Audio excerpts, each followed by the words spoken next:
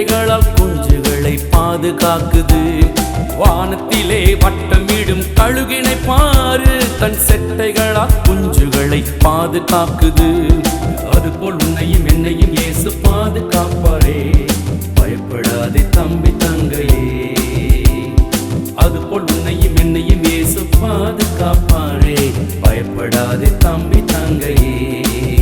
நீ பயப்படாதே தம்பி தங்கையே.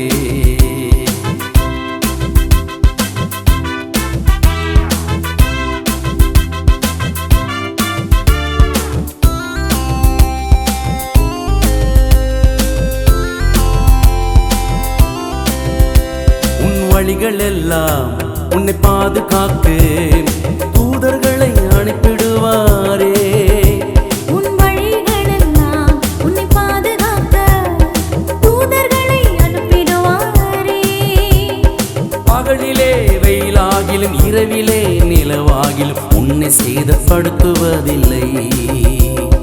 பகலிலே வெயிலாகிலும் இரவிலே நிலவாகிலும் உன்னை சேதப்படுத்துவதில்லை. உன்னை சேதப்படுத்துவதில்லை, உன்னை சேதப்படுத்துவதில்லை.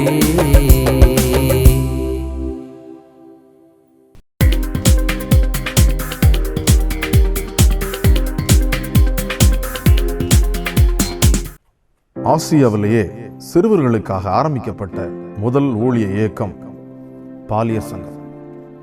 பாலியர் சங்க ஊழியம் என்பது மகத்தான ஊழியம். சிறுவர்கள் நல்லவர்களாக, சிறந்தவர்களாக, நாளைய தலைமுறையின் சாட்சிகளாக உருவாக வேண்டும் என்ற நோக்கத்தோடு இந்த ஊழியம் ஆரம்பிக்கப்பட்டது. இந்த ஊழியம் 1891ஆம் ஆண்டு எந்த சூழலில் ஆரம்பிக்கப்பட்டது தெரியுமா?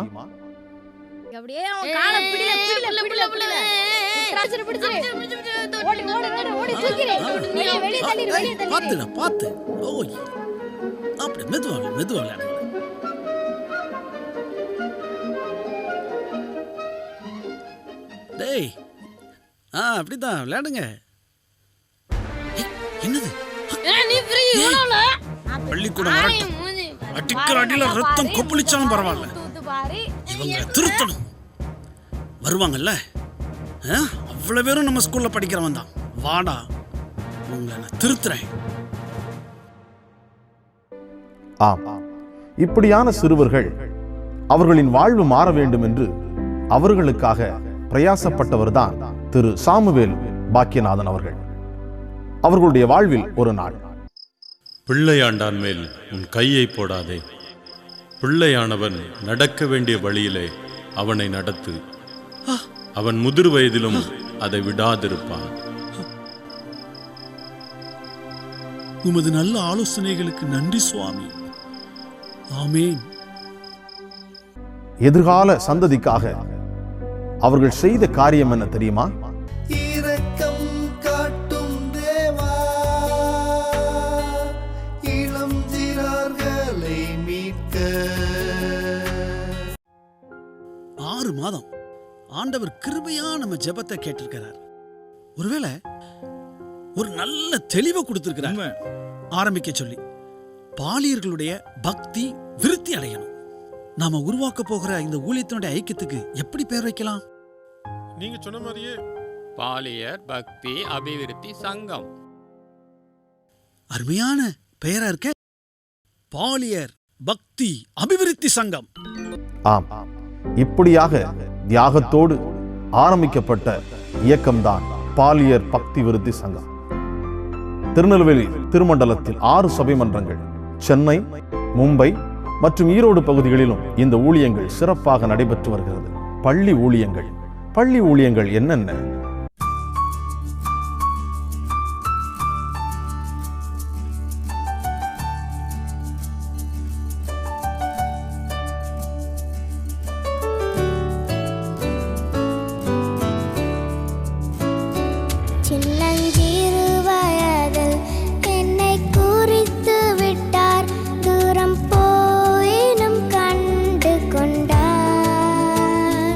சின்னஞ்சிறு வயதில்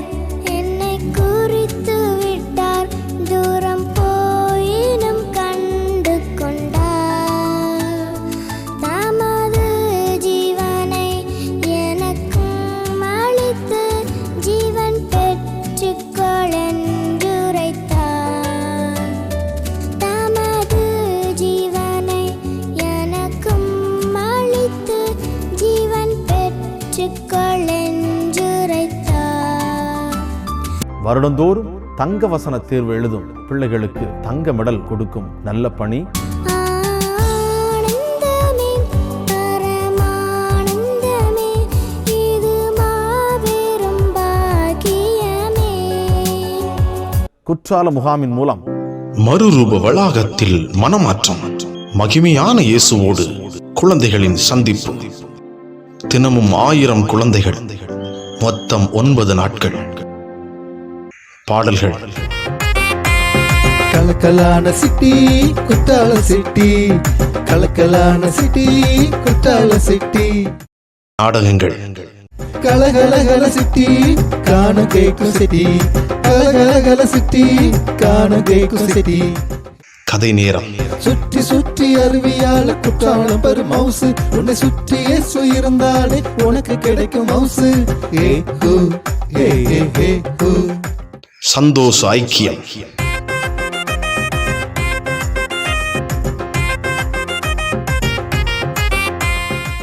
அர்ப்பணிப்பின் ஜபங்கள்.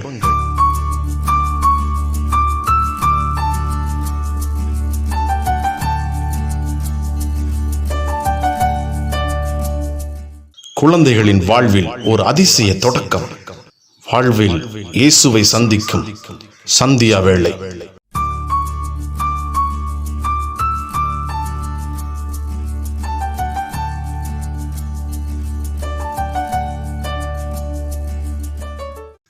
அற்புதமான சாட்சியின் வேளை.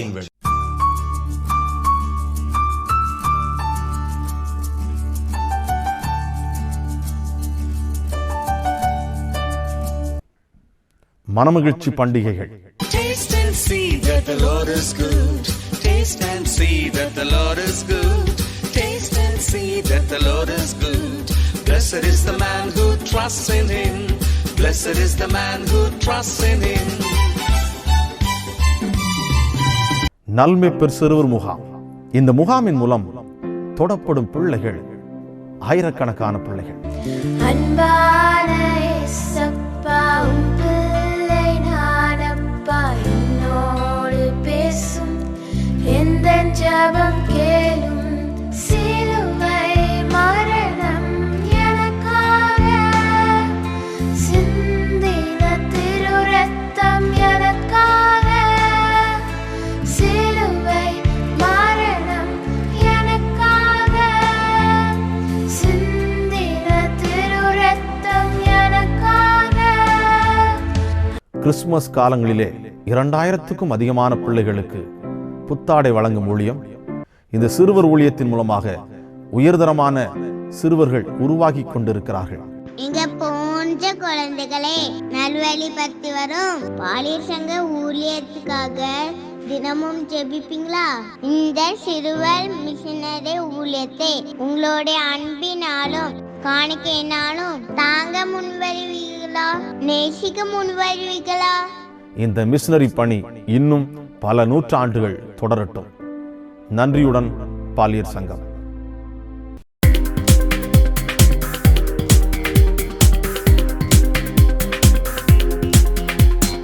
டேய் சொல்டா. ரொம்ப கவலையா இருக்குடா. எதுக்கு கவலை? அந்த ஒரு பால்ல 3 ரன் அடிச்சிட்டான்டா.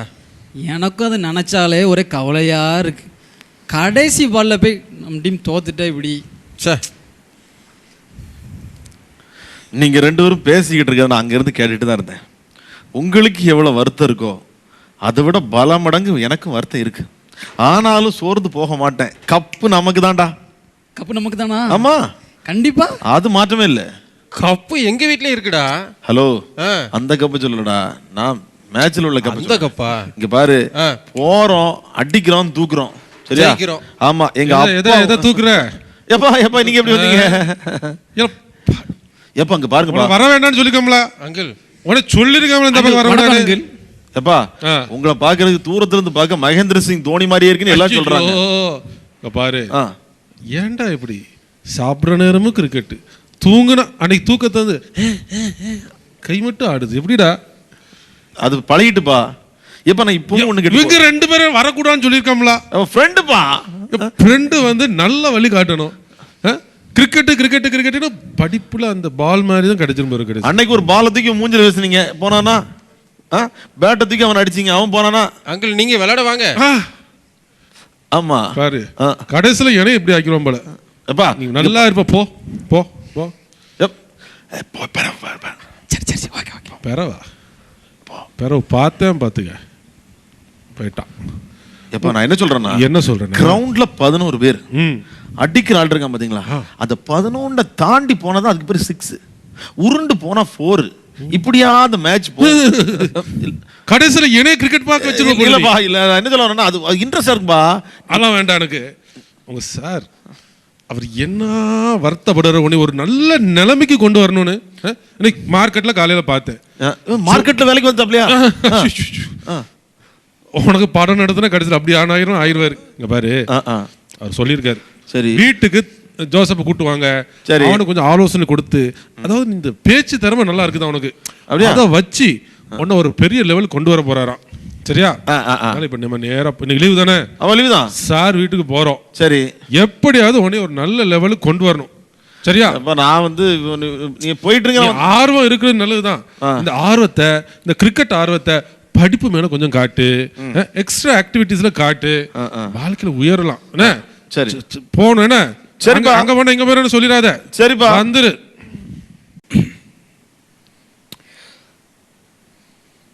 வர இன்றைக்கு மாணவர்கள் தமிழை சரியாக பேசுவதில்லை. உலகத்திலே மிக சிறப்பான மொழி தமிழ் என்று சொல்லி பெயர் எடுத்தும் தமிழை சரியாக பேசாத மாணவர்கள். இந்த மாணவர்களினாலே நான் எவ்வளவு வருத்தப்படுகிறேன் ஒரு தமிழ் ஆசிரியரா. இன்றைக்கு கூட ஒரு மாணவனை அவனுடைய தகப்பனாரிடம் சொல்லி இருக்கிறேன், எப்படியாவது அந்த மாணவனை தமிழ் பேசுவதற்கு அழகாக பேச வைத்து விடுகிறேன், அவனை கூட்டிக் கொண்டு வாருங்கள் என்று சொல்லி. ஆனால் அவனுக்கு எப்படிப்பட்ட ஆர்வம் இருக்கிறதோ தெரியவில்லை. ஐயா வணக்கம். வாங்க வாங்க அன்பு மாணவனே, உன்னை குறித்து உன்னுடைய தகப்பனார் சொல்லி இருக்கிறார் அல்லவா? காலையில நீங்க சொன்னதுனால என் பையனை கூட்டு வந்துட்டேன். சரியா? இவன் வந்து நான் சாரை பாத்துக்கிட்டேன்பா. ஏய், சார் சொல்றபடி செய்யணும். நீங்க சொன்னீங்கல்ல ஏதோ ஒரு பேச்சு போட்டி. ஆமா, பரிசு தொகை எவ்வளவு? அன்னைக்கு பாருங்க, ஒருத்தங்கிட்ட கேட்க, என்கிட்ட படிச்ச மாணவன். அப்படியா? அவன்கிட்ட கேட்க, வாழைப்பழம் சொல்லுடா அப்படிங்க. அவன் சொல்லுதான், எப்படி? வாயப்பயம் வாயப்பயம். உங்ககிட்ட படிச்ச தேர மாட்டானோ? நோ, என்னையவே இங்கிலீஷ் பேச வச்சுட்டீங்க. நான் என்ன சொல்லுதுன்னா, என்ன சொல்ல வாரீங்க? இவனா அந்த பேச்சு தமிழை அழகாக பேசுவதற்கு கற்றுக் கொடுக்கறதா இந்த தமிழ் ஆசிரியருடைய வேலை. அது சார் நீங்க சொன்னீங்களா ஏதோ பேச்சு போட்டி உலக அளவுல போலான்னு, பரிசு தொகை எவ்வளவு சார்? சொல்றேன். முதலாவது மாவட்ட அளவுல பேசணும். சரி, அதுல இவன் ஜெயிச்சிட்டாம்னா மாநில அளவில் இவனை கூட்டிட்டு போவேன்.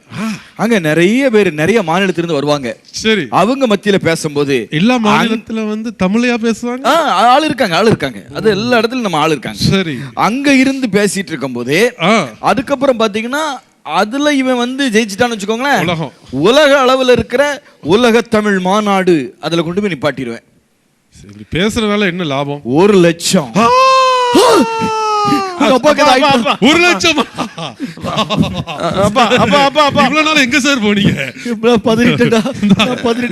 புடிச்சுக்கிடுங்க இவனை, எப்படியாவது 1 லட்சத்தை சம்பாதிக்காம விட்டுறாதீங்க. இத ஒண்ணு என் கையில பிடிச்சு கொடுத்துட்டு போயிட்டாரு. ஆமா, இல்ல ட்ரைனிங். எங்க அப்பாவுக்கு ரூபா பார்த்தா அவ்வளவுதான் பயிற்சி. சரியா சார்? நீங்க தான் பொறுப்பு. டேய், சார் சொன்னபடி கேளு. பரிசு தொகை 1 லட்சம். சார் நீங்க வாழ்க. டேய், சார் சொன்னபடி கேளு.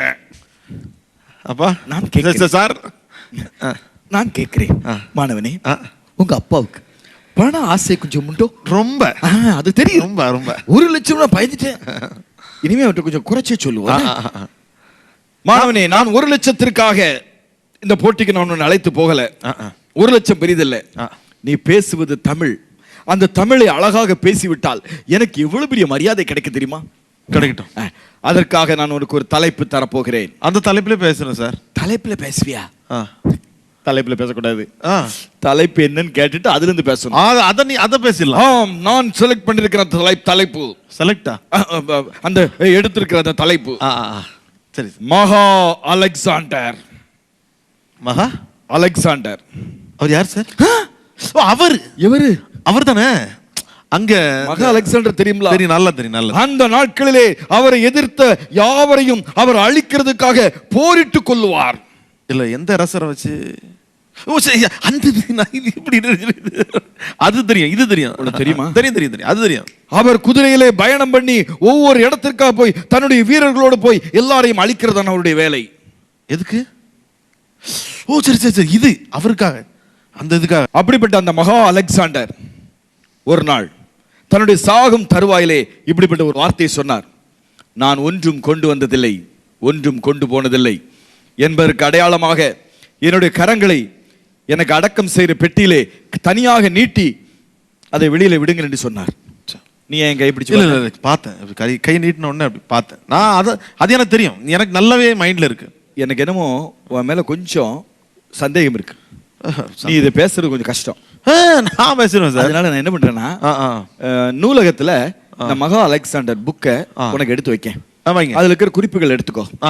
எந்த வருஷம் அவர் எப்படி வாழ்ந்தாரு, எந்தெந்த ராஜாவை அவர் அழிச்சாரு, எந்த நாட்டை பிடிச்சாரு, கடைசியில் எப்படி இறந்து போனாரு, இதெல்லாம் உனக்கு அந்த பேசுறேன். மறந்துடக்கூடாது. நல்லா படிச்சு நல்ல நோட்ஸ் எடுத்துட்டு அழகா வந்து பேசணும். முதலாவது நான் அதுக்கு என்ன ஏற்பாடு பண்றது தெரியுமா? நம்ம பள்ளிக்கூடத்துல பக்கத்துல இருக்கிற நம்ம பள்ளிக்கூடத்துக்கு பக்கத்துல ஒரு கல்வி அதிகாரி இருக்காருல்ல, அவரை கூட்டி வந்து அவர் முன்னாடி பேசிட்ட அவர் ஓகே சொல்லிட்டாரு அப்படின்னா டக்குன்னு நம்ம கிளம்புறோம். பேசிடுவோம், அது பேசிடுவேன். அப்போ நான் வேணா வரேன் சார். வரியா? நீங்க பயப்படாதீங்க, தைரியம் வருங்க. நான் ஏன் பயப்படக்கூடாது? தைரியமா பேசலாம். சரி சரி சரி பேசலாம். நூலகத்துல போய் எல்லாம் எடுத்து கொடுத்துருவாங்க. இல்ல நீங்க போயிட்டு நான் பிற வரேன். நான் சித்தப்பா வீட்டுக்கு சாப்பிட கூட்டாங்க, நான் சாப்பிட்டுட்டு பிற வந்துடுறேன். சரி சரி, நல்லா சாப்பிட்டு நல்லா சாப்பிட்டு வந்துடுறேன். மைக்கு முன்னால போய் நின்னா தான் நமக்கு பேச்சு தாராளமா வருமே. இதுல பிராக்டிஸ் வரையா? லைப்ரரி.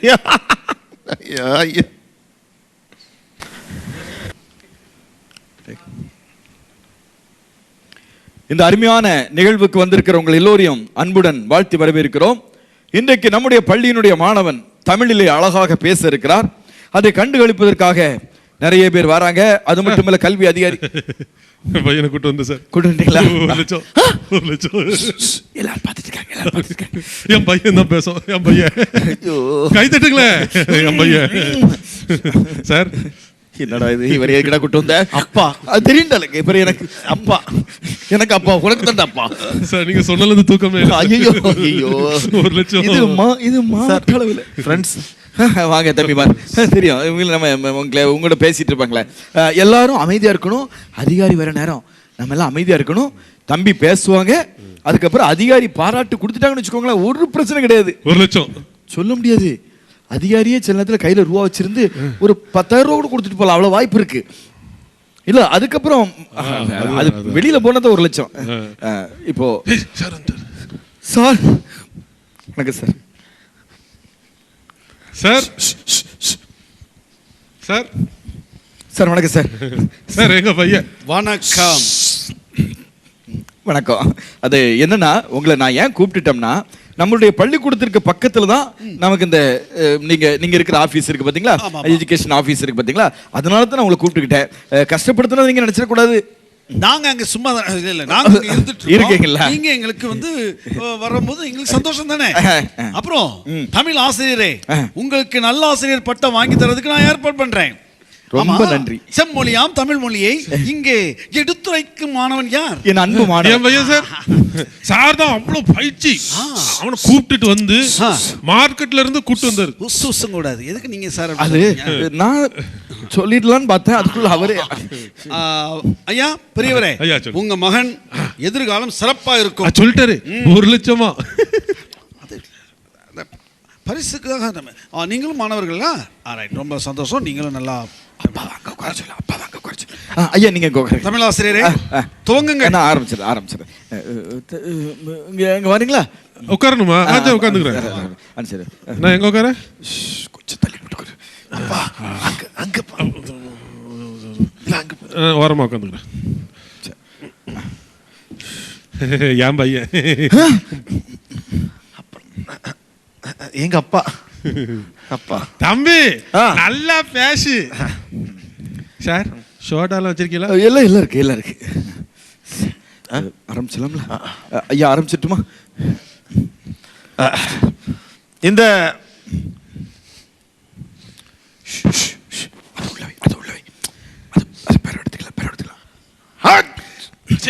ஏதான் நேற்று ஐஸ்கிரீம் தின்னக்கூடாதுன்னு சொன்னேன் சார். சார் இந்த கொஞ்சம் கொஞ்சம் உட்காந்துக்கோங்க. பேசிடுவேன் சார்.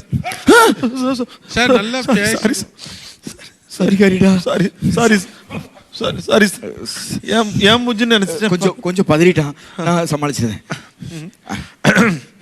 இந்த இந்த இந்த இந்த இந்த இந்த விழாவுக்கு இந்த இந்த விழாவிற்கு வருகை தந்திருக்கிற அன்பான சிறியோரே, பாட்டிகளே, தாத்தாக்களே, மாமாக்களே, மாமிக்களே, பிள்ளைகளும் ஆசிரியர்களே, இந்த மாபெரும் விழாவிற்கு ஆட்டுவரல் கொண்டு வந்திருக்கிற அரசு அதிகாரி,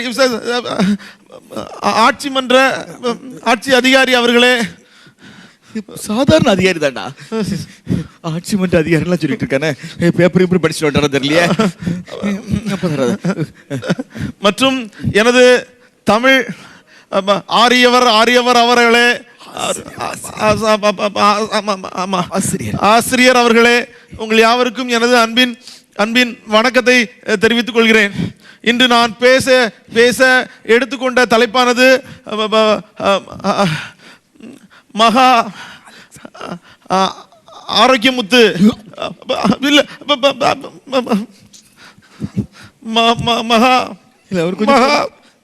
மகா அலெக்சாண்டர். அவர் யார்?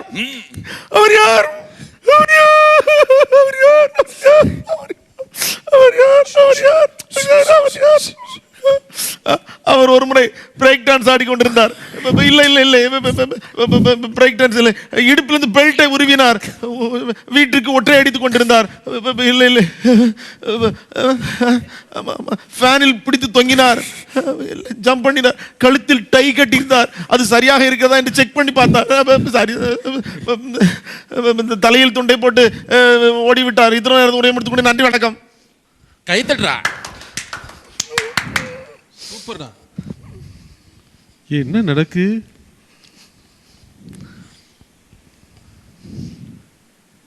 பயிற்சி நல்லா பயிற்சி சார் கொடுத்துருக்கீங்க. சரி, தமிழாசிரியர்,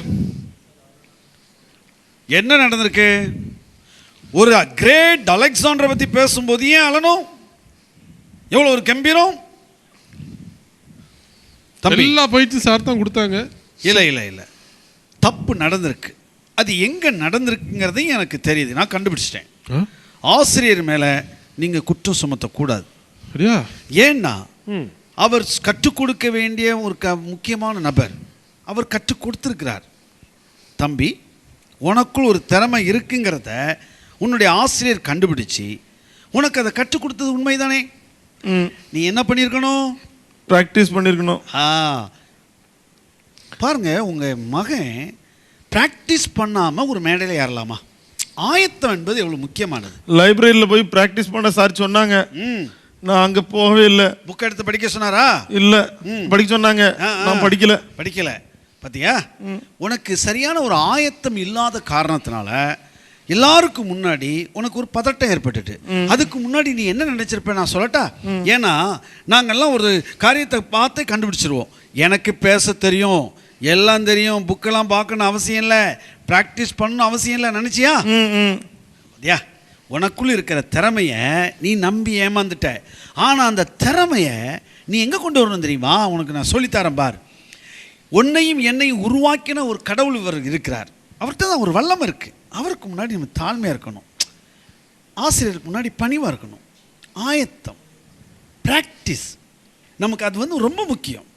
என்னால் முடியும் இல்லை, உனக்கு மேலே ஒருத்தர் இருக்கிறார், எல்லாருக்கும் மேலே கடவுள் இருக்கிறார். புரிஞ்சுக்கணும்ண்ணே. உங்கள் பையனை நல்லா கொண்டு வந்துடலாம். அப்படியா சார்? இனிமே அவன் எல்லாத்துலையும் ஆயத்தமாக இருக்கானா? அப்படி ஆயத்தமாக இருந்தால் மட்டுமே வெற்றி பெற முடியும். ஆசையோடு நீங்கள் எதிர்பார்த்துட்டு இருக்கிற 1 லட்சம் என்ன, பல பல பரிசுகள், நல்ல பெயர்கள் உங்கள் பிள்ளைக்கு கிடைக்கும். ரொம்ப அருமையான ஒரு விளக்கத்தை சொன்னீங்க. நானும் கூட இனிமே ஆயத்தப்பட்டிருக்கானா அப்படிங்கிறதை தெரிந்து கொண்டு இந்த மாதிரி மீட்டிங்கை நான் ஏற்பாடு பண்ணி கவனிக்கணும்.